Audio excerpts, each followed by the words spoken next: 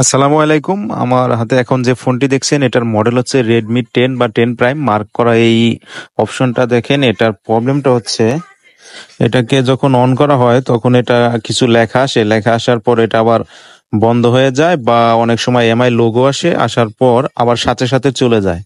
এই সমস্যার জন্য এটা বিভিন্নভাবে ট্রাই করা হয়েছে, কিন্তু এটা সম্পূর্ণভাবে ঠিক করা যাচ্ছে না।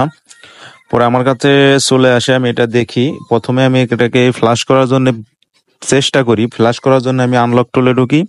আনলক টুলে এখানে সার্ভারে ঢুকি। সার্ভারে ঢোকার পর এখানে আমি সিলেক্ট করি সেলিনে। যেহেতু এটার প্রোডাক্ট নেম সেলিনে, এটার মডেল হচ্ছে রেডমি 10 প্রাইম। এটা আপনার এই ফাঁকা জায়গায় যাওয়ার পর আমি রাইট বাটন ক্লিক করে যখন আমি ভিতরে যাই যেহেতু এটা মিডিয়াটেক সেট, এটা স্ক্যাটার সিলেক্ট করি। দেখেন, এটা ডাউনলোডের মধ্যে আমি অফিসিয়াল ফার্মওয়্যার নামাইছি। অফিসিয়াল ফার্মওয়্যার থেকে আমি এখানে স্ক্যাটার সেল করলাম।